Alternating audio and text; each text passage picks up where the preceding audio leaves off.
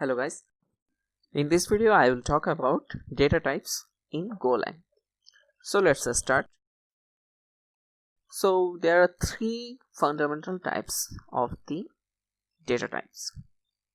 First one is integers, second one is strings, and third one is booleans. Actually these three formats our data can be handled. That's why actually these are the types of data. In the short form it's called data type.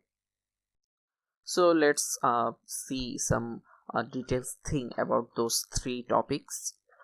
The first one is integers. So actually it represents any kind of numeric value. You can say 10, 20, 30, 40, 50. Actually this represent the integer.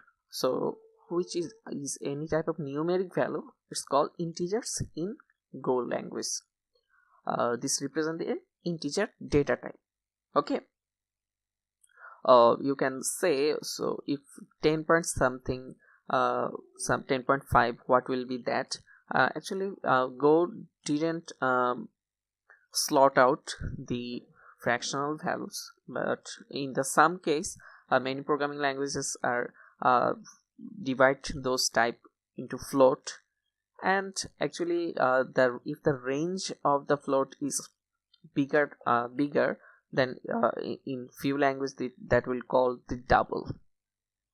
But actually in the Go integer represent all the types of numbers. So that's it. The next one is string. Any kind of text will be string. You can say the combination of the character is string. Okay, any combination of character or a letter is called string. For example, you can say hello, go, or GoLang, anything. Actually any textual format is called strings. Your name will be a string. So let's move into the next topic, which is Boolean. Actually in the Boolean it always represent only two things. Either it's true or 1, or false or 0. So this is the another data type. In the Boolean only two types are available, only 0 and 1, or you can say false or true, true or false. So these are the fundamental data types of the Go language.